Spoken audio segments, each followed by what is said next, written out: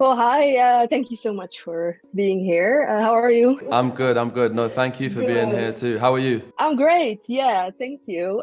So I have some questions about the new movie, of course, but also some questions from your fans. Let's just start with the new movie, After Ever Happy. So the last movie ended with Hardin finding out his whole life was basically a lie. How does he manage this in the new movie? Did he find a way to manage it? I can only really imagine, and obviously as an actor playing him, I have to really try to imagine, but that's such a crazy thing to go through. I think fans can expect, or hopefully expect to, obviously to see him kind of get over that, but I think they kind of need to be patient, because as you said, you're kind of realizing that your whole life is a lie. On top of everything Hardin's been through already, we hope that fans are patient with him and overcoming this. So it seems in the trailer that there's still a lot of drama, a lot of unfixed problems. Of course, we hope for a happy ending, but without spoiling anything. Are you satisfied with the ending? Do you think it's like good this way? I have to say I quite enjoy hiding behind the fact that as an actor my only responsibility is to like bring the words to life, read my lines correctly and perform well as the character.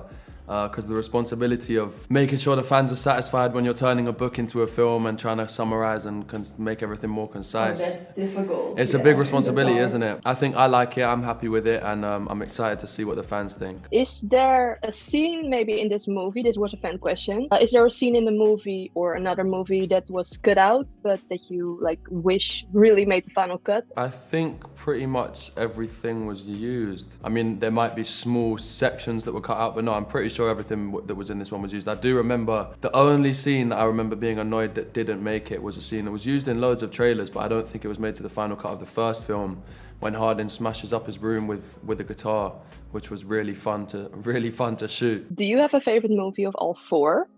Or maybe one with the best memories? It might be number 4. It's interesting. I'm so lucky that we've got to do 4 movies, because I love the first one for how kind of like fresh it is, not just in terms of the story and the characters, but also like me and Joe and our acting ability. There's obviously like, I feel like we've both improved a lot since then, but it's nice to look back and kind of see, I don't know, we've come such a long way kind of thing. So that one I love for that reason. And 2 and 3 are so different as well. But 4, I think as a film, 4 is my favorite. So another fan question was, did you watch all movies? Because sometimes you hear actors don't watch their own movies. Yeah, no, I am definitely a strong believer in, for me anyway, watching all my movies. I love to watch my work at least once. Doesn't mean I necessarily enjoy it, because you're just thinking, oh damn, I should have done that differently. I should have done that differently. But that's the only way you're going to learn, in my opinion. So I do watch all my stuff back, yeah. So you've played the role of Hardin 4 times now. Did you learn anything from him? Yeah, I definitely have learned a lot. I've learned a lot from the whole process, not just from him. Just being able to make 4 movies, I've learned so much about how the movie industry works, and there's so many different moving parts, and I've been lucky to really be able to, when playing the same character, be comfortable enough to like explore and understand all the other aspects, and then what with promoting the film, travel across the world and meet new people and stuff. But I think directly what the characters taught me is how important it is to always like strive to be a better person. How it can obviously be difficult at times, but you need to keep just kind of trying to be the best version of yourself, and how important that is. So you've also spent a lot of time with Josephine. She isn't here today. Did you learn anything from her, or do you have a specific memory that describes how your time was together? I've loved working with her.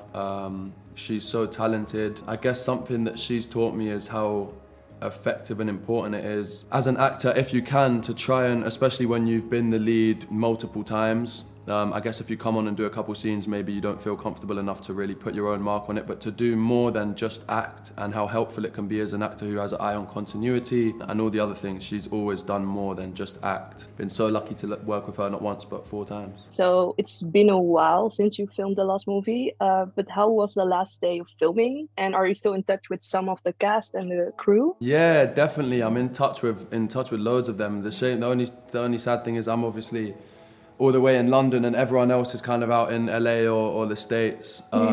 But Louise and Steve, who play Vance and Trish, they do visit London every now and then. They're based in America, but they obviously have family and their roots there. So anytime they come back, we make sure we we link up and do something fun. But yeah, any opportunity that I'm out in the States, we always make sure to try and get the gang together again. So looking back at all movies, all days of filming, all meet and greets maybe, what memory sticks with you the most? What's one thing you think of right now? Yeah, no, so many, but I guess the whole process of promoting the first movie, this was my first insight into how kind of fanatic and enthusiastic the fan base was, like turning up in such large numbers. We did one premiere where I think we individually had all the fans come up and like quickly talk to us, and obviously it took a long time. Yeah, I think just really the first time, I think out in Italy as well, there was one moment where me and Anna were on a balcony with all the fans kind of beneath screaming, and you just kind of like, it's so surreal that this many people feel so strongly about the work that we've done. So yeah, it's hard to pick one, but I guess the whole tour, specifically Europe and South America, when we were touring for the first movie. So that was actually my next question, because when I was in Paris for the first after movie, I got a glimpse of how big the fan base is, because there were a lot of people waiting outside of the hotel and already screaming, and there was nothing happening. So the fan base is huge. What's something you really remember about them? You already talked about it a bit, but did you expect to have such a huge fan base? No, not at all. Anna Todd, the writer of the books, and Jen Gibgot, one of the producers, tried to warn me, or they did warn me, and I think I kind of understood and believed them to an extent, but I was still shocked by, as you say, I remember that first trip to Paris as well, and like literally like trying to look out the window, and then if they saw like a glimpse of the thing move, they all start screaming again. Yeah, that takes a while to get used to. But yeah, I guess I had a small idea, but I'm constantly surprised and impressed by, you know, how supportive they are. So I saw you have a new movie coming up, Woman is King. Congratulations on that. What else is next for you in the future now that filming's done for After? Thank you so much. I'm excited for Woman King. I can't wait for everyone to see it. But I don't know, I feel like I've just moved into my first place. I've just got my first place, which is thank you to the After fans and all their support in making these. So I think I need a moment to settle in and, you know, unbox everything, take stuff out of boxes at my new house.